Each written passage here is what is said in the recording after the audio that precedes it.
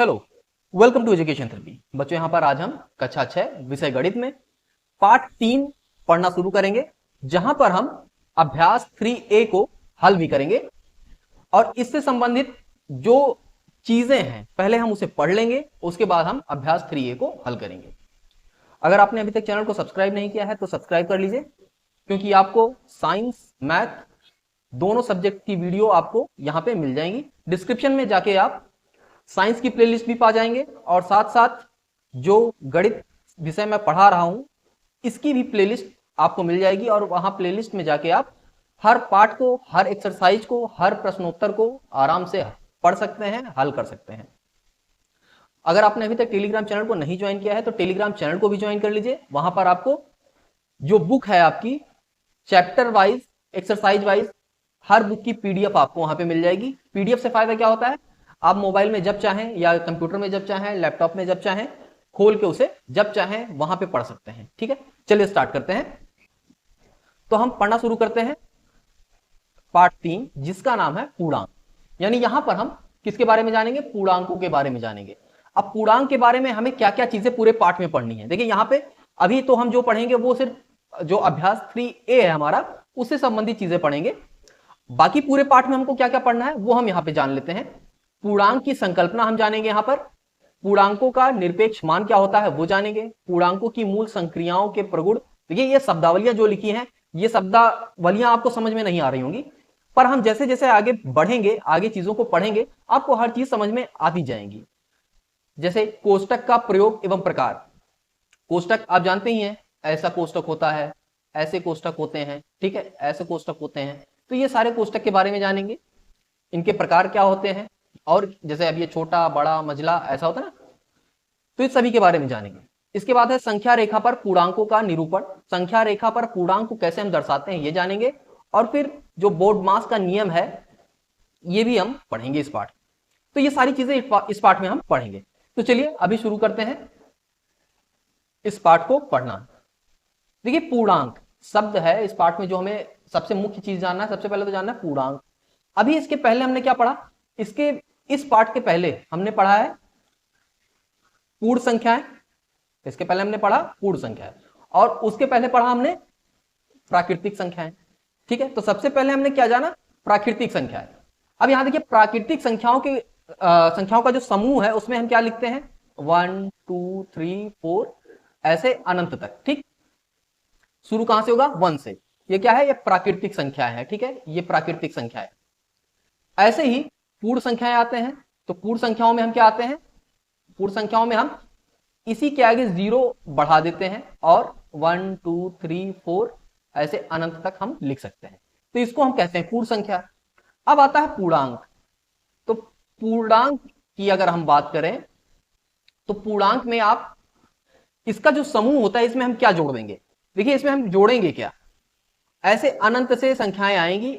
इस साइड में जैसे हो गया 3 -3 -2 -1, फिर 0 आएगा, फिर 1 आएगा, 2 आएगा, 3 आएगा, ऐसे अनंत तक। ठीक, यानी आप यहां पे देख रहे हैं जो पूर्णांक है, पूर्णांक इंग्लिश में इंटीजर कहते हैं, इसमें ऋणात्मक संख्याएं जो होती हैं वो भी सम्मिलित होती हैं इनके समूह में, या जो इनका ग्रुप होता है उसमें ऋणात्मक संख्याएं भी सम्मिलित होती हैं। और जब ऋणात्मक संख्याएं पूर्णांक संख्याओं के साथ सम्मिलित हो जाती हैं, पूर्ण संख्याओं के साथ सम्मिलित हो जाती हैं, तो उन्हें ही हम कहते हैं पूर्णांक। ठीक है, क्या कहते हैं, पूर्णांक। ठीक, अब आप कहेंगे सर ये -3 के आगे क्या होगा, तो -3 के आगे -4 होगा, इसके आगे -5 होगा, इसके आगे -6 होगा, ऐसे अनंत तक ये जाएगा। ठीक है, और ऐसे ही इधर हम आएंगे तो माइनस, यहाँ पे 3 है, 3 के बाद 4 आएगा, 5 आएगा, ऐसे अनंत तक जाएगा। ठीक है, तो इस तरह से हम यहाँ पे देख रहे हैं जो पूर्णांक होता है उसमें निगेटिव नंबर, शून्य और धनात्मक नंबर, ये इनका जो समूह होता है इसी को हम कहते हैं पूर्णांक। ठीक है, अच्छा निगेटिव नंबर्स की जरूरत क्या पड़ी, क्यों जरूरत है, देखिए इसको थोड़ा सा हम समझेंगे। क्या है ना, जैसे मान लीजिए बहुत सारे उदाहरण हैं, जैसे आप कोई सामान लेने गए बाजार में। ठीक, आप बाजार में सामान लेने गए तो दुकानदार ने कहा कि जो सामान का मूल्य है वो 12 रुपए है। अगर किसी सामान का मूल्य 12 रुपए है तो मान लीजिए आप पेन लेने गए, कोई पेन आपने लिया, दुकानदार ने कहा उसका मूल्य 12 रुपए है, लेकिन आपकी जेब में कितना है, 10 रुपए है। तो दुकानदार ने कहा कि अभी 10 रुपए आप मुझे दे दो, जो बाकी के बचे 2 रुपए हैं, ठीक, वो आप मुझे बाद में देना। तो जो बचे 2 रुपए हैं, बचे 2 रुपए को हम कैसा मानेंगे, दुकानदार -2 रुपया मानेगा। क्यों? क्योंकि अभी ये 2 रुपए उसके पास आए नहीं है, इसलिए। ठीक है, अब इसमें हम जब सवाल हल करना शुरू करेंगे तभी ज्यादा अच्छे से हमें चीजें समझ में आएंगी। यहां पर देखिए आप, यहां पे पूर्णांक इंटीजर्स हैं, और यहां पे देखिए एक लड़का दौड़ रहा है दाईं तरफ, एक लड़का दौड़ रहा है बाईं तरफ। बीच में आप देख रहे हैं यहां शून्य है, और एक तरफ धनात्मक नंबर लिखे हुए हैं। जिन अंकों के सामने कोई चिन्ह नहीं लगा होता उसके सामने हम धन ही मानते हैं। ये आप समझ रहे हैं ना। अब जैसे +3 लिखा है तो 3 के आगे +3 इसको हम पढ़ेंगे, 4 है तो +4 पढ़ेंगे, 5 है तो +5 पढ़ेंगे, इस तरह से पढ़ा जाएगा। ऐसे ही जो निगेटिव नंबर हो गए उनके आगे हमेशा निगेटिव का निशान लगा होगा। ठीक है, जैसे -1, -2, -3 ये लिखे हुए रहेंगे हमेशा। शून्य ना निगेटिव होता है ना पॉजिटिव होता है, शून्य शून्य ही होता है। ठीक है, तो यहां पर आप देख रहे हैं कि जब कोई बच्चा दाईं तरफ दौड़ता है तो उसे हम धनात्मक अंकों में काउंट करते हैं। कैसे? धनात्मक अंकों में काउंट करते हैं। लेकिन जब कोई बच्चा बाईं तरफ या कोई भी लेफ्ट साइड से दौड़ता है तो उस तरफ की संख्याओं को हम ऋणात्मक संख्या के तौर पे हम गिनते हैं। ठीक है, ऋणात्मक संख्या के तौर पे गिनते हैं, या आप कहेंगे संख्या रेखा पर हम ऋणात्मक संख्या के तौर पे दिखाते हैं। ठीक है, लेकिन एक चीज आप यहां पे समझिएगा, जैसे अभी यहां पे दिख रहा है हमको कि ये बच्चा हरी दौड़ रहा है, दोनों ने इसी बिंदु से शुरू किया, शून्य वाली बिंदु से शुरू किया। एक दाईं तरफ जा रहा है और एक तरफ बाईं तरफ जा रहा है। तो मान लीजिए हरी 3 किलोमीटर चला, मान लेते हैं हरी 3 किलोमीटर तक दौड़ा, ठीक, और डेविड भी जो है वो 3 किलोमीटर तक दौड़ा। क्या है? 3 किलोमीटर तक दौड़ा। तो क्या हम यहां पे जब किलोमीटर की बात कर रहे हैं तो हम ऐसा कह सकते हैं क्या कि डेविड -3 किलोमीटर दौड़ा और जो हरी है वो +3 किलोमीटर दौड़ा? ऐसा तो होता नहीं, किलोमीटर तो किलोमीटर है, माइनस प्लस तो किलोमीटर में होता नहीं। तो यहां पे हो क्या रहा है ना, यहां पे होगा जब हम किसी इकाई में मापन करते हैं, ठीक है, किलोमीटर हो गया, वजन हो गया, तो चिन्ह के तौर पे, संख्या रेखा पर दर्शाने के तौर पे हम इसे माइनस में दर्शाएंगे। लेकिन जो इसका एब्सोल्यूट वैल्यू होता है, क्या कहते हैं? Absolute value. यहां पर आप डेबिट के लिए -3 जरूर लिखेंगे, यहां पर हरी के लिए आप +3 लिखेंगे, लेकिन इन दोनों का जो एब्सोल्यूट वैल्यू है ना, एब्सोल्यूट वैल्यू बोलते हैं इसे, ठीक। एब्सोल्यूट वैल्यू जो होगा वो इस तरह से कुछ लिखा जाता है, -3 दो डंडी के बीच में, +3 दो डंडी के बीच में, जो कि बराबर होगा 3, और इसी को हम कहेंगे 3 किलोमीटर। तो हरी भी 3 किलोमीटर चला और डेविड भी 3 किलोमीटर चला। तो जब एब्सोल्यूट वैल्यू लिखना होता है तो हम किसी वैल्यू को अगर दो डंडियों के बीच में लिख देते हैं तो उसकी एब्सोल्यूट वैल्यू फिर वही होती है जो अंक होता है। फिर वहां पे इस चिन्ह का कोई मतलब नहीं होता, जो माइनस या प्लस यहाँ पे लगा हुआ है इसका कोई मतलब नहीं है। जो 3 लिखा हुआ है यही 3 यहाँ पे एब्सोल्यूट वैल्यू में उत्तर आ जाएगा। ठीक है, अभी आगे और सवाल भी हम हल करेंगे। चलिए आगे देखते हैं। अब जैसे यहाँ पे देखिए लिखा है प्रयास कीजिए, तो प्रयास कीजिए में 0 से 8 कदम बाएं, तो बाएं गया इस तरफ गया तो यानी -8 दर्शाया जाएगा संख्या रेखा पर। 0 से 7 कदम दाएं तो ये +7 दर्शाया जाएगा। 0 से 11 कदम दाएं तो ये +11 दर्शाया जाएगा, और 0 से 6 कदम बाएं मतलब -6 दर्शाया जाएगा संख्या रेखा पर। ठीक है, अब यहाँ पे आप कहेंगे सर संख्या रेखा पे कैसे दर्शाएंगे? तो देखिए ऊपर दर्शाया गया था, पर मैं थोड़ा सा और आपको यहाँ पे दिखा दूं संख्या रेखा पर चीजें कैसे दर्शाएंगे। देखिए मान लीजिए हमने संख्या रेखा ये ऐसे खींच दी, टेढ़ी हो गई, कोई नहीं, थोड़ा सा सीधी कर लेते हैं। ये संख्या रेखा ऐसे हमने खींच दी, बीच में हम एक 0 बना लेंगे और इधर हम 1 2 3 4 ऐसे ही अंकों को लिख देंगे। यही हो गई हमारी संख्या रेखा। इधर भी हम ऐसे लिख देंगे 2 3 4, तो यहाँ पे -1 -2 -3 -4। इस तरह से हम पूर्णांकों को संख्या रेखा पर दर्शाते हैं। ठीक है, चलिए अब यहां पर आप देख रहे हैं कि एक घर का उदाहरण लिया गया है। तो घर के उदाहरण में क्या कह रहा है? कह रहा है कि जो ऊपर की मंजिलें होती हैं, या जब हम ऊपर की तरफ चढ़ते हैं सीढ़ी से, तो जितनी सीढ़ी ऊपर जाते हैं ये धनात्मक काउंट होंगी, यानी इनको धनात्मक गिना जाएगा।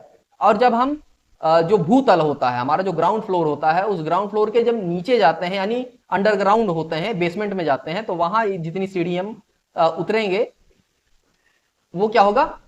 वो निगेटिव काउंट होगा, यानी ऋणात्मक नंबरों में काउंट होगा। अब यहाँ पे देखिए क्या है, हम भूतल पर खड़े हैं, जब भूतल पर खड़े हैं तो ऊपर चढ़ेंगे, ऊपर जाने को हम क्या कह रहे हैं, ऊपर जाने को हम चढ़ना कह रहे हैं और नीचे जाने को हम उतरना कह रहे हैं, ठीक है। तो जब उतरते हैं तो माइनस में गिनेंगे नंबरों को, और जब चढ़ेंगे तो धन में गिनेंगे नंबरों को, ठीक है। चलिए आगे बढ़ते हैं।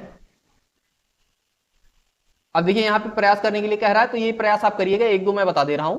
भूतल से 4 सीढ़ी ऊपर चढ़ने के बाद तो इसको क्या कहेंगे, +4। भूतल से 3 सीढ़ी नीचे उतरने के बाद तो -3 हो जाएगा। तो इसी तरह से आप सारे यहाँ पे कर लीजिएगा। हम लोग आगे बढ़ते हैं थोड़ा सा। अब देखिए यहाँ पे कह रहा है विचार कीजिए, तो विचार तो बहुत कुछ करना है, लेकिन यहाँ भी देख लेते हैं। एक दुकानदार है जो कुछ इस प्रकार के सामान बेचता है, वहां पे लाभ और हानि यहाँ पे दिखाया जा रहा है। तो आप सोचिए क्या हो रहा है। सरसों का तेल बेचा उसने, तो उसको 350 रुपए लाभ हुए। लाभ का मतलब कि उसकी जेब में पैसे आए, लाभ का मतलब उसकी जेब में पैसे आए। और मूंगफली का तेल उसने बेचा, उसको 100 रुपए 20 रुपए की हानि हुई, यानी उसकी जेब से पैसे निकल गए। हानि का मतलब उसकी जेब से पैसे निकल गए। इसी प्रकार काली मिर्च बेचा तो 225 रुपए का लाभ हुआ, तो उसकी जेब में आ गया। हल्दी बेचा 225 रुपए का लाभ हुआ, तो उस दुकानदार की जेब में आ गया। आटा बेचा उसने 425 रुपए का हानि हो गया, तो उसकी जेब से निकल गया। और चावल बेचा तो 321 रुपए का लाभ हुआ, तो ये पैसा दुकानदार की जेब में आ गया। तो जो पैसा जेब में आता है उसको धन कहेंगे, यानी लाभ कहेंगे, और जो पैसा हमारी जेब से बाहर निकल जाता है उसको हानि कहेंगे, और उसको हम माइनस या ऋणात्मक नंबर से दर्शित करते हैं, ऋणात्मक चिन्ह से दर्शित करेंगे, ठीक है। चलिए आगे देखते हैं। तो आते हैं, देखिए यहाँ पे तापमान के बारे में थोड़ा सा बताया गया है। तो देखिए तापमान में भी सेम वही चीज है, जब तापमान 0 डिग्री सेल्सियस से ऊपर होगा तो धनात्मक गिना जाएगा, 0 से नीचे होगा तो क्या होगा, इसको हम ऋणात्मक गिनेंगे। देखिए यहां पे 0 है तो 0 के नीचे -10 हो गया, यहाँ पे -10 -20 आ रहा है, और 0 के ऊपर जा रहे हैं तो +10, यहाँ पे देखिए +10 +30 +50, ये सब प्लस में आ रहे हैं, +20, ठीक है। इस तरह से 0 से ऊपर जो तापमापी होते हैं वहां पे 0 से ऊपर प्लस होता है, 0 के नीचे माइनस होता है। जैसे होता है ना, कहते हैं सियाचिन ग्लेशियर जो है जम्मू एंड कश्मीर जो होता है, पहाड़ी क्षेत्र जो होते हैं, वहां पे तापमान, वहां पे बर्फ जमती है, तो तापमान मतलब माइनस में रहता है, ऐसे ही तो कहा जाता है। तो यही 0 से नीचे रहेगा तापमान तो उसको माइनस कहा जाएगा, 0 से ऊपर रहेगा तो प्लस कहा जाएगा। जैसे हम लोग अभी यहाँ हैं जैसे मैं उत्तर प्रदेश में रहता हूं, तो उत्तर प्रदेश में आप देख रहे हैं तापमान अभी 0 के नीचे नहीं गया है, अभी 0 से ऊपर ही है, चाहे 5 है, 10 है, 12 है, 15 डिग्री सेंटीग्रेड है, इस प्रकार तापमान अभी है। लेकिन जिस तरह से ठंडी धीरे धीरे आएगी तो हो सकता है थोड़ा थोड़ा तापमान हमारे यहाँ भी गिरना शुरू हो जाए और 0 के आसपास तक या 0 से नीचे भी चला जाए। चलिए यहां पर आप देख रहे हैं ये सारी चीजें लिखी हुई, जैसे सियाचिन में -10 डिग्री सेल्सियस तापमान रहता है, ये देखिए लिखा हुआ है। ऐसे ही आप देख रहे हैं श्रीनगर में -5 डिग्री सेल्सियस है, शिमला में +10 है, दिल्ली में गर्मी होती है तो 35 डिग्री सेल्सियस है। ऐसे प्रयागराज यानी इलाहाबाद में, सॉरी प्रयागराज ही कहेंगे, इलाहाबाद नहीं कहेंगे, प्रयागराज, क्योंकि नाम बदल दिया गया है तो प्रयागराज ही कहेंगे। तो प्रयागराज में 30 डिग्री सेल्सियस। तो इस तरह से हम तापमान को भी, ऋणात्मक तापमान और धनात्मक तापमानों को भी कुछ इस तरह से दर्शित करते हैं। अब यहां पे आते हैं मैप, ठीक है। मैप को कैसे दर्शित करेंगे, देखिए कभी भी हम कोई भी मैप दर्शित करेंगे तो हमेशा जो नॉर्थ होगा ये इस साइड होगा। कभी भी प्लेन पेपर पे आप दिखा रहे हैं तो नॉर्थ हमेशा इस तरफ होगा, इधर ईस्ट आ जाएगा। जैसे इधर नॉर्थ है, नॉर्थ मतलब उत्तर, ठीक, तो उत्तर के जस्ट अपोजिट क्या होता है, साउथ होता है यानी दक्षिण, और इसके बाद यहां ईस्ट आ जाएगा यानी पूरब, और यहां पे वेस्ट यानी पश्चिम। तो आप देख रहे हैं यहां पे जो चित्र बना हुआ है, पूरब दिशा में जब चलते हैं तो ये धनात्मक होगा, और ऊपर की दिशा में चढ़ेंगे तो ये भी धनात्मक होगा। पश्चिम की दिशा यानी बाईं तरफ जाएंगे तो ऋणात्मक अंक आएंगे, और नीचे की तरफ उतरेंगे या दक्षिण की तरफ, ठीक है, पेपर में जब नीचे की तरफ उतरेंगे तो दक्षिण आएगा, और दक्षिण को हम ऋणात्मक अंक से दर्शित करेंगे। अब देखिए ये चार्ट में आपको दिख रहा है ना, अभी इस चार्ट के हिसाब से अगर आप सिर्फ सवाल पूछे जाएं कुछ, ठीक है, अगर सवाल पूछे जाएं तो आप कैसे कहेंगे, जैसे यहां पे कह रहा है 3 मात्रक पूरब, 3 मात्रक, 3 मतलब 3 इकाई पूरब यानी 3 अंक पूरब, तो 3 अंक पूरब गया, 1 2 3 तो +3 हो गया। ऐसे ही 8 मात्रक पश्चिम, तो 8 मात्रक पश्चिम में जाएगा तो 1 2 3 4 5 6 7 8, तो -8 हो जाएगा। ऐसे ही 5 मात्रक पूरक, तो 1 2 3 4 5 मान लेते हैं तो +5 हो जाएगा ये। इसी तरह से हम दर्शाते हैं। अब कह रहा है 9 मात्रक दक्षिण, तो 9 मात्रक दक्षिण यानी नीचे की तरफ, तो 1 2 3 4 5 6 7 8 9, तो -9 दक्षिण हो जाएगा। ठीक है, इस तरह से हम जो हमारा दिशा वाले प्रश्न होंगे इसी तरह से हम हल करेंगे। अभी हम जो प्रश्न हल करेंगे वहां से आपको ज्यादा क्लियर हो जाएंगी सारी चीजें। ठीक है, और नीचे आते हैं। तो यहां से आप समझ गए कि हम ऋणात्मक और धनात्मक संख्याएं एक साथ जब समूह में लिखते हैं जीरो के साथ, तो उन्हीं को हम पूर्णांक कहते हैं। आप यहां पे इस फिगर से समझ सकते हैं। सबसे पहले हमने पढ़ा +1 +2 +3 यानी प्राकृतिक संख्याएं हमने पढ़ी। ठीक, इसमें हमने जीरो को ऐड कर दिया तो इसको हमने कहा पूर्ण संख्याएं। और जब इसमें हमने ऋणात्मक संख्याओं को इस समूह में ऐड कर दिया तो इसको हमने पूर्णांक कहा। फिर ठीक है, क्या कहा, पहले हमने लिखा, सॉरी यहां पे हमने लिखा 1 2 3 ऐसे ऐसे, ये हमारा एक गोला बन गया। ठीक, ये हमारा क्या बन गया, एक गोला बन गया। इसके बाद इसके आगे हमने शून्य ऐड कर दिया, तो ये हमारा एक गोला बन गया, जो कि ये तो हमारा क्या था, प्राकृतिक संख्या थी। ठीक, ये प्राकृतिक संख्या थी। ये शून्य ऐड हो गया तो क्या आ गया हमारा, ये हमारा पूर्ण संख्या हो गया, ये पूर्ण संख्या हो गई। अब इसके आगे जब हमने -1 -2 -3 ऐसे ऐड कर दिया हमने, तो अब ये जो गोला बनेगा हमारा, ये क्या बन गया हमारा, ये हमारा बन गया पूर्णांक। ठीक है, यही हमारा पूर्णांक बन गया। ठीक है, इस तरह से हम समझ सकते हैं कि पूर्णांक के अंदर निगेटिव नंबर्स, शून्य और प्राकृतिक संख्याएं ये सभी आती हैं। ठीक है, लेकिन अगर कोई कहता है कि प्राकृतिक संख्या के अंदर पूर्णांक भी आते हैं, सभी पूर्णांक आते हैं, तो नहीं, प्राकृतिक संख्या के अंदर सभी पूर्णांक नहीं आते। पूर्ण संख्याओं के अंदर सभी पूर्णांक आते हैं, तो पूर्ण संख्याओं के अंदर भी सभी पूर्णांक नहीं आते हैं। लेकिन कोई कहता है कि पूर्णांकों के अंदर सभी अंक आते हैं, तो हाँ, पूर्णांकों के अंदर सभी अंक आते हैं यहाँ पे। ठीक है, सभी पूर्णांक आते हैं, यानी पूर्ण संख्याएं और प्राकृतिक संख्याएं सभी पूर्णांक के अंदर आती हैं। चलिए आगे बढ़ते हैं, ये चीजें तो आप समझ गए होंगे। अब यहाँ पे देखिए संख्या रेखा पर कैसे दर्शाना है, ये मैंने आपको ऊपर ही बता दिया है। ठीक है, अब देखिए यहाँ पे एक थोड़ा सा प्रश्न है। प्रश्न क्या है, मतलब ये चीजें कह रहा है, इसको हम समझते हैं। जैसे कह रहा है कि 0 से 5 मीटर पूरब जाकर, तो जब हमने ऐसे एक बना लिया, ये 0 है, 0 से 5 मीटर पूरब यानी 5 अंक मान लीजिए पूरब गया, तो 1 2 3 4 5 अंक पूरब गया तो +5 हो गया। तो जो कोई इंसान होगा वो यहां पहुंच गया +5 पे। इसके बाद कह रहा है +5 से, यानी जहां पे यहां पे पहुंचा, ये यहां पे पहुंचा है, यहां से 5 मीटर पश्चिम जाकर, अभी तो हम ये ईस्ट था, इसके बाद ये वेस्ट है, पश्चिम ये है, तो इस दिशा में आएगा। तो अभी यहां से चलना शुरू करेगा, इस तरफ आएगा, तो यहां से आएगा तो 5 अंक आएगा, तो जहां से शुरू किया था फिर वहीं पहुंच गया, यानी 0 के पास पहुंच गया, इस जगह पे पहुंच गया ना। 5 अंक चलेगा जब, 1 2 3 4 5 यहां पे चलेगा, तो यहां पे 5 पहुंच जाएगा। तो आप देखेंगे पूछ रहा है कि जब हम 5 मीटर पश्चिम पहुंच गए तो उस वक्त ये इंसान कहां पहुंचा, पूछ रहा है ये इंसान कहां पहुंचा। तो हम क्या करेंगे, यहां से यहां गए थे, यहां से यहां वापस आ गए, तो हम 0 पे ही तो रह गए, 0 से चले थे तो +5 गए, 0 और -5 यानी पश्चिम में आ गए तो 0 पे ही पहुंच गए। तो निकालेंगे कैसे, तो इसमें सिर्फ सीधा सा है, +5 आगे गए, फिर इसी में ऐड जोड़ देंगे कि कुल कितना चला, तो इसी में जोड़ेंगे, प्लस -5 भी तो चला है, तो इसको जब आप हल करेंगे तो क्या हो जाएगा, +5 और प्लस और माइनस का गुणा करेंगे तो क्या आ जाएगा, माइनस आएगा, -5 लिखेंगे और इसको हल करेंगे आप तो 0 आ जाएगा।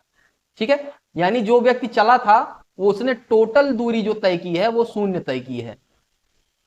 ठीक, सॉरी, जो विस्थापन है, टोटल विस्थापन कहेंगे, दूरी नहीं कहेंगे, दूरी तो उसने 10 किलोमीटर चला, लेकिन टोटल विस्थापन जो है वो कितना है, वो 0 है। चलिए आगे देखते हैं थोड़ा सा। चलिए, इसमें बहुत सारी चीजें हैं। अब देखिए यहां पे लिखा है, देखिए जितनी भी आपके पास धनात्मक संख्या है उनके विपरीत एक ऋणात्मक संख्या आपको मिलेगी। जैसे +1 है तो -1 पूर्णांकों के अंदर, ऐसे ही +2 है तो इसका विपरीत मिलेगा -2। ठीक है, इस तरह से आपको सभी संख्याओं का मिलेगा।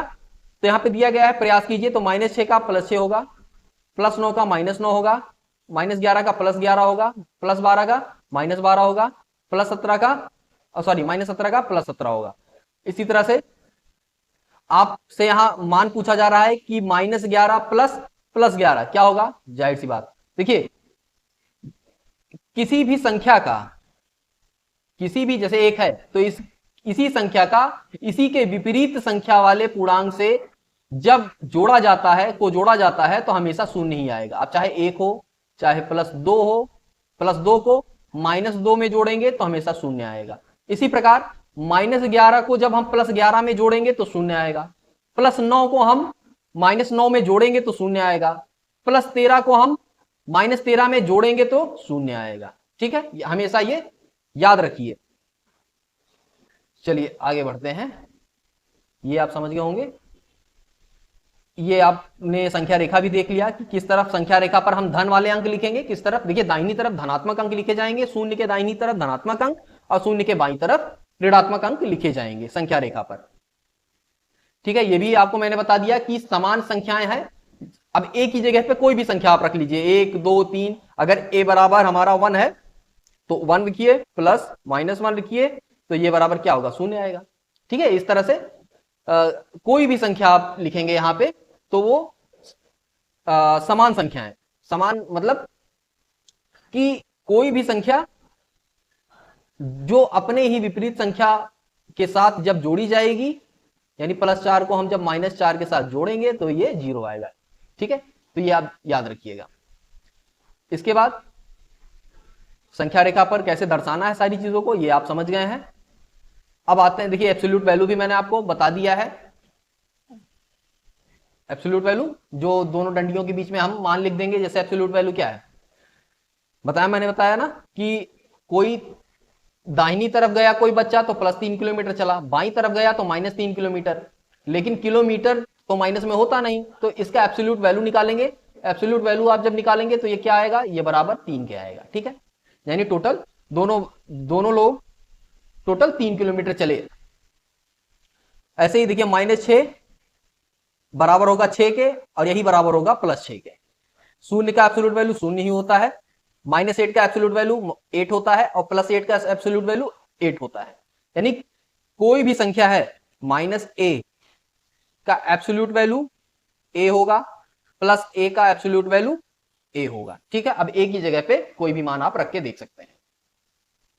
चलिए आगे बढ़ते हैं। जैसे यहाँ पे प्रयास करने के लिए कहा है तो आप प्रयास भी कर लीजिए। मैं +11 है तो इसका एब्सोल्यूट वैल्यू 11 होगा, -47 है तो इसका एब्सोल्यूट वैल्यू 47 होगा, -13 है तो एब्सोल्यूट वैल्यू 13 होगा, 12 का एब्सोल्यूट वैल्यू 12 ही होगा। ठीक है, तो ये सारी चीजें आप समझ गए होंगे। अब यहां से आपका अभ्यास प्रश्न शुरू हो गया है, तो यहां से हम अभ्यास प्रश्न यानी जो अभ्यास है इसको हल करेंगे। तो चलिए स्टार्ट करते हैं। जो भी हमारा यहाँ पे अभ्यास प्रश्न है, जो भी सवाल हैं, इन सभी को हम यहाँ पे हल करेंगे। तो चलिए ये सारे प्रश्न आप देख लीजिए, आपकी बुक में होगा, और नहीं है तो ये जो पीडीएफ है, ये पीडीएफ आपको मिल जाएगी टेलीग्राम चैनल पे, आप वहां से जाके इसको डाउनलोड करके पढ़ सकते हैं। तो चलिए हल करते हैं अभ्यास 3A। तो पहला प्रश्न क्या है, देखिए निम्नांकित सारणियों में रिक्त स्थान की पूर्ति कीजिए। यहाँ पे पूछ रहा था क्या भरा जाएगा, इस जगह पे खाली स्थान था, पूछ रहा था क्या भरा जाएगा। तो यहाँ पे हम क्या भरेंगे, -13। ठीक है, क्या भरेंगे, -13 यहाँ पे हमारा भरा जाएगा।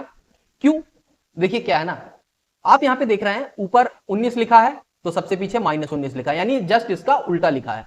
यहाँ पे 23 लिखा है तो इस जगह पे -23 लिखा है। यहाँ पे 25 है तो -25 है, यहाँ पे 29 है तो -29 है।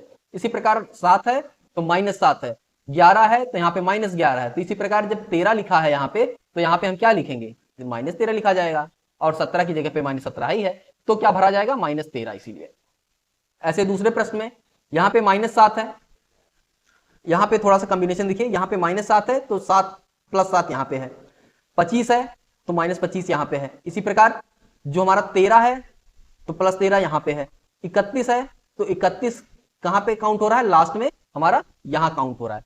तो इसी के नीचे वाली संख्या को हम देख लेंगे, यहाँ पे -14 है तो यही लास्ट में हमारा भरा जाएगा, तो ये +14 हो जाएगा, यही हमारा उत्तर हो जाएगा। आगे देखते हैं प्रश्न नंबर 3 क्या कह रहा है। निम्नलिखित पूर्णांकों के रूप में लिखिए, यानी निम्नलिखित को पूर्णांकों के रूप में लिखिए। पूरब को धन दिशा तथा समुद्र तल से ऊंचाई को धन दिशा मानकर लिखना है। तो कह रहा है शून्य से नीचे 4 डिग्री सेल्सियस का तापक्रम, तो शून्य से नीचे, तो शून्य यहां पे है, इसके ऊपर जाएंगे तो 1 2 3, तो ये सब क्या है, ये सब प्लस में आएंगे। शून्य के नीचे क्या आएगा, -1 -2 -3 -4। तो शून्य से नीचे कह रहा है, तो नीचे ये है और ऊपर ये है। शून्य से नीचे गए 4, तो ये क्या होगा, -4। तो यहाँ पे हमने लिख दिया, उत्तर हमारा -4 हो जाएगा। 7 कदम पूरब, तो पूरब की तरफ हम जब जाते हैं तो क्या धनात्मक अंक आते हैं, तो 7 कदम है तो +7 हो जाएगा। ऐसे ही 3 रुपए 28 पैसे की हानि है, यानी 3.28 रुपए की हानि है। हानि का मतलब जेब से पैसे बाहर निकले, यानी माइनस हो गया। जितना हमारी जेब में पैसा था उसमें से अगर 3 रुपए 28 पैसे निकल गए तो माइनस उतना होगा, तभी तो उतना रुपया बचेगा। तो इसको हम कैसे लिखेंगे, -3.28। इसी प्रकार अगला है 18 मीटर पश्चिम का विस्थापन। तो जब हम पूरब में गए तो प्लस में, तो यहां से हम जब पश्चिम की तरफ जाएंगे इस तरफ तो माइनस में अंक आएंगे। तो 18 मीटर कह रहा है तो -18 मीटर हम इसको दर्शित करेंगे। आगे बढ़ते हैं। समुद्र तल से 1000 मीटर ऊंचाई, तो ऊंचाई को हम जब, ऊंचाई मतलब ऊपर जाना, ऊपर को हम प्लस में दर्शित करते हैं तो 1000 मीटर हम ऐसे धनात्मक में लिख देंगे। पहले भी मैं बता चुका हूं, अगर कोई चिन्ह नहीं लगा हुआ है आगे तो उसको हम धन ही मानेंगे, ठीक है। निम्नलिखित को पूर्णांकों के योगात्मक प्रतिलोम लिखिए। तो यानी इस अंक का उल्टा लिखना है, विपरीत अंक, निशान के साथ, चिन्ह के साथ। तो +9 का योगात्मक प्रतिलोम क्या होगा, -9 होगा। इसी प्रकार -21 का +21 होगा, और -39 का +39 का -39 होगा, ठीक है। ये हो गया योगात्मक प्रतिलोम। इसके बाद -41 का योगात्मक प्रतिलोम +41 होगा, +91 का -91 होगा। अगला प्रश्न देखिए, संख्या रेखा खींचिए, उस पर निम्नांकित पूर्णांकों को दर्शाइए। तो देखिए ये पूर्णांक हमको दिए गए हैं, तो हम क्या करेंगे, एक संख्या रेखा ऐसे खींच लेंगे, बीच में पहले हम सबसे पहले शून्य लिख लेंगे, ठीक। शून्य के बाद सबसे बड़ा अंक देखिए क्या है, सबसे बड़ा 9 है ना, तो 9 अंक लिख लीजिए, 1 2 3 4 5 6 7 8 9। तो 9 यहां तक आया हमारा, ठीक है। इस तरह 9 अंक हमने दोनों तरफ लिख लेने हैं, ठीक है। इस तरफ तो धनात्मक हो गया, इस तरफ हम लिखेंगे 1 2 3 4 5 6 7 8 9। इधर सारे अंक माइनस में होंगे, निगेटिव अंक होंगे, ठीक। इधर हमने निगेटिव अंक लिख दिए। अब कह रहा है +4, तो +4 कहां है, +4 यहां पे होगा हमारा, ठीक। यहां पे +4 होगा। -9, तो -9 हमारा कहां पे है, यहां पे है, तो -9 यहां पे होगा।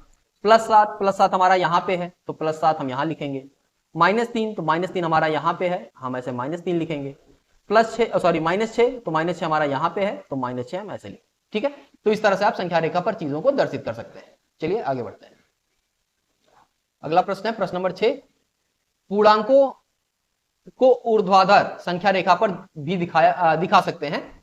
तो वही कह रहा है कि कैसे दिखाएंगे। देखिए ऊर्ध्वाधर अगर दिखाना है तो सीधी सी बात है, एक लाइन ऐसे खड़ी खींच देंगे, ठीक। यहां पे बीच में आप शून्य लिख लीजिए, इसके ऊपर 1 2 3 4 जो भी अंक होंगे ये सब क्या होंगे, धनात्मक होंगे। इसके नीचे 1 2 3 4 जो भी अंक होंगे ये क्या होंगे, ऋणात्मक होंगे, ठीक। चलिए तो इसी में प्रश्न है, प्रश्नों को देखते हैं क्या कह रहा है। प्रश्नों को देखिए, ए बिंदु +7 है, कौन सा बिंदु -7 है। तो यहां पे इसको जरा सा चित्र देखना पड़ेगा थोड़ा सा इसमें, तब ये हल होगा। देखिए यहां पे +7 पे ए है, फिर एल है, तो एल क्या होगा, +6 होगा। डी क्या होगा, +5 होगा, फिर 4 +3 होगा, ठीक। ये +2 होगा और ये +1 होगा, ये 0 हो गया। अब यहां पर आप देखिए, 0 के बाद 1 2 3, ये -3 हो गया, ये -4, ये -5 -6 -7। तो कह रहा है कि ए बिंदु +7 है, तो कौन सा बिंदु -7 है, तो -7 वाला बिंदु कौन है, ई हमारा हो गया। बिंदु बी किस पूर्णांक को निरूपित करता है, बिंदु बी है, तो बी आप देखिए कहां, बी यहां पे है, तो ये -3 को निरूपित करता है। इसी प्रकार आप आगे देखेंगे, कह रहा है कि बिंदु डी के एल निरूपित पूर्णांक लिखिए। जो डी के एल है वो कौन सा बिंदु निरूपित कर रहे हैं? तो डी के एल, डी हमको यहाँ पे +5 है, के -5 है और एल हमारा -6 है। इसी प्रकार बिंदुओं डी के एल के विपरीतों को बताइए। तो डी के विपरीत हमारा के आएगा, यानी के क्या है? -5। ठीक, के विपरीत हमारा डी आएगा, डी क्या है? +5 है। और एल के विपरीत हमारा एम आएगा जो कि -6 है। ठीक, चलिए अगला प्रश्न देखिए, प्रश्न नंबर 7। देखिए क्या कह रहा है? निम्नांकित के बीच के सभी पूर्णांक लिखिए। कह रहा है कि -2 और -3 के बीच में जितने पूर्णांक हैं वो लिखिए। तो कौन कौन से हैं? -2 के बाद -1, 0, +1, +2 इतने आते हैं। 0 और 6 के बीच में, तो 0 और 6 के बीच में +1, +2, +3, +4, +5 आता है। -4 से +4 के बीच में, तो -4 के बाद -4 के पहले क्या आएगा? फिर -3, -2, -1, 0, 1, 2, 3। इसी प्रकार -5 से +2 के बीच में, तो -4, -3, -2, -1, 0, 1। आगे देखिए ये सब एक क्रम में ही लिखा जाता है। इसके बाद -3 और +5 के बीच में कौन कौन से पूर्णांक आएंगे? तो -2, -1, 0, +2, +1, +2, +3, +4। इसी प्रकार -8 और 4 के बीच में, तो देखिए सीधी ऐसा, अगर आप थोड़ा सा नहीं समझ में आ रहा हो तो इस तरह से संख्या रेखा ऐसे बना लीजिए। ठीक है, थोड़ा सा आराम से काम करिए, गलत नहीं होगा। 0 को बीच में लिख लीजिए, दाहिनी तरफ 1, 2, 3, 4, 5 ऐसे आप धनात्मक संख्याएं लिख लीजिए कुछ, और बाईं तरफ आप ऐसे ऋणात्मक संख्याएं लिख लीजिए। ठीक है, तो जब आप ऐसे लिख लेंगे तो गलती होना, थोड़ा सा जो गलती होने के चांस हैं वो थोड़ा सा कम हो जाएंगे। ठीक है, मान लीजिए यहां तक है। ठीक, तो 8 यहां पे है, 7, 6, 5, 4, 3, 2, 1। ठीक, ऐसे संख्या रेखा पे हमने दिखा लिया। अब कह रहा है कि -8, तो -8 ये है। -8 से लेके 4 के बीच में कौन कौन से पूर्णांक हैं? तो आप देखेंगे -7, -6, -5, -4, -3, -2, -1, 0, फिर 1, 2, 3, 4। सॉरी, 4 के बीच में कहना, तो 1, 2, 3 तक आएंगे। तो -7 से लेके +3 तक आपके ये सभी पूर्णांक -8 और 4 के बीच में आ रहे हैं। तो इस तरह से आप जब लिखेंगे तो भी आप आसानी से काम कर लेंगे और यहाँ पे गलती होने की संभावनाएं भी आपकी कम हो जाएंगी। अगले प्रश्न पे आते हैं, प्रश्न नंबर 8। निम्नांकित संख्या रेखा देखिए, तो ये संख्या रेखा यहाँ पे बनी हुई है, इसको देखते हैं। इसकी सहायता से पूर्णांकों के जोड़ के बीच के पूर्णांकों को आरोही क्रम में बढ़ते हुए क्रम में लिखिए। तो चलिए देखते हैं प्रश्न क्या कह रहा है। पहला प्रश्न है 8वें का का, क्या कह रहा है? 2 और 5। तो यहां 2 और 5 है, तो 2 और 5 के बीच के पूर्णांक 3 और 4। 2 और 5 के बीच में क्या आएगा? देखिए 2 यहां है संख्या रेखा पर और 5 यहां है, तो इनके बीच में जो पूर्णांक आ रहे हैं उनको बढ़ते हुए क्रम में लिखना है। यानी सबसे पहले छोटा वाला लिखना है, उसके बाद बड़ा वाला। तो सबसे छोटा 3 और 4 में, इन दोनों संख्याओं में सबसे छोटा कौन है? 3 है।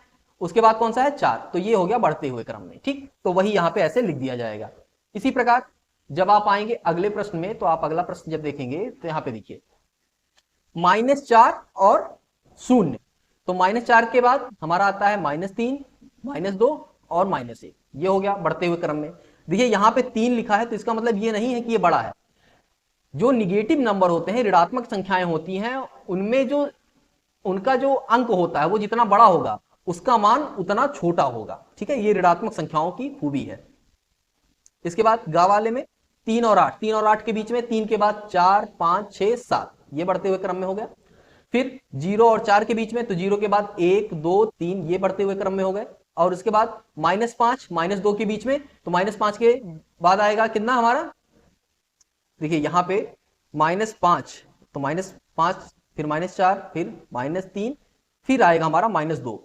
तो -5 से -2 के बीच में कौन कौन सी संख्याएं आई? -4 और -3। तो यहाँ पे ये माइनस छूट गया है, -4 होगा। ठीक है, ये -4 और -3 होगा। ठीक, यहाँ पे माइनस छूट गया है तो माइनस आप लगा लीजिएगा। ठीक, चलिए, सॉरी -2 नहीं, ये -3 होगा। ठीक, चलिए आगे देखते हैं। 1 और -1 और 4 के बीच में, तो -1 के बाद 0 1 2 3 ये हो जाएगा। 9वां प्रश्न कह रहा है निम्नलिखित के मान ज्ञात कीजिए। तो देखिए यहां एब्सोल्यूट मान हमको निकालने हैं। तो मैंने बताया था कि इन दो डंडियों के बीच में कोई भी संख्या लिखी हो, चाहे ऋणात्मक हो चाहे धनात्मक हो, तो जो संख्या है बस वही संख्या हमको लिख देनी है। जैसे -3 लिखा है तो ये 3 लिख देंगे। ऐसे ही दो डंडियों के बीच में अगर +3 लिखा है तो हम क्या लिख देंगे, 3 लिख देंगे। ठीक है, ऐसे दो डंडियों के बीच में 0 लिखा है तो 0 लिख देंगे। ठीक, चिन्ह को हटा देंगे। तो ऐसे -13 है तो ये 13 हो जाएगा, 12 है तो 12 हो जाएगा, -37 है 37 से हो जाएगा, 0 है तो 0 हो जाएगा, 47 है 47 लिख देंगे, और 101 है तो 101 लिख देंगे। ठीक है, चलिए 10वें प्रश्न पे आते हैं। यहां पे हमें सत्य सत्य बताना है। सबसे छोटा पूर्णांक 0 है, असत्य। पूर्णांकों की बात हो रही है तो सबसे छोटा पूर्णांक आप ज्ञात ही नहीं कर सकते। सबसे बड़ा पूर्णांक और सबसे छोटा पूर्णांक आप नहीं ज्ञात कर सकते। ठीक, 0 का विपरीत नहीं होता, सत्य। 0 का कोई विपरीत, जैसे -1 का विपरीत +1 है। ठीक, यही तो होता है। -2 का विपरीत +2 होता है, वैसे 0 का विपरीत 0 ही होता है और कोई नहीं। ठीक, चलिए -17 ग्रेटर देन है -5 के, ये असत्य है। क्यों? क्योंकि ये जो निगेटिव नंबर जितना बड़ा होगा वो उतना छोटा होगा। अगर ये लिखा होता -17 छोटा है, ठीक है, -17 छोटा है -5 से, तब ये सत्य था। लेकिन लिखा क्या है, लिखा है -17 ग्रेटर है -5 से, तो ये क्या है, गलत है। ठीक है, चलिए एक धनात्मक पूर्णांक अपने योगात्मक प्रतिलोम से बड़ा होता है, सत्य। ठीक है, एक धनात्मक पूर्णांक जो है वो अपने योगात्मक प्रतिलोम से बड़ा होगा। जैसे धनात्मक पूर्णांक मान लीजिए +2 है तो इसका योगात्मक प्रतिलोम क्या होगा, -2 होगा। तो -2 से +2 हमेशा बड़ा होता है। एक ऋणात्मक पूर्णांक अपने योगात्मक प्रतिलोम से बड़ा होता है, ये असत्य है। क्या कह रहे हैं, ऋणात्मक जो पूर्णांक है वो कभी धनात्मक पूर्णांक से बड़ा होता ही नहीं है। 0 का योगात्मक प्रतिलोम 0 है, तो ये तो सत्य है। देखिए ऋणात्मक वाले में क्या है, इस वाले में कह रहा है कि कोई ऋणात्मक पूर्णांक है जैसे -2, ये अपने योगात्मक प्रतिलोम, इसका योगात्मक प्रतिलोम क्या होगा, +2 होगा, तो इससे बड़ा होता है नहीं, छोटा होता है, ऐसा होता है। तो ये सत्य है। लेकिन प्रश्न में क्या कह रहा है, प्रश्न में कह रहा है इस तरह होता है, तो इस तरह नहीं होता, इसीलिए ये कथन असत्य है। ठीक, चलिए तो अब देखते हैं थोड़ा सा नीचे जाके कि क्या इसमें कोई प्रश्न बचे हैं। तो नहीं, अब इसमें जो भी प्रश्न थे सारे हल हो चुके हैं। तो उम्मीद करता हूं आपको जानकारी और जो चीजें मैंने पढ़ाई हैं वो सब कुछ आपको पसंद आया होगा, चीजें समझ में आई होंगी। कहीं कोई डाउट हो तो आप कमेंट बॉक्स में पूछ सकते हैं। तो चलिए आज के लिए बस इतना ही, मिलते हैं नेक्स्ट वीडियो में, तब तक के लिए धन्यवाद।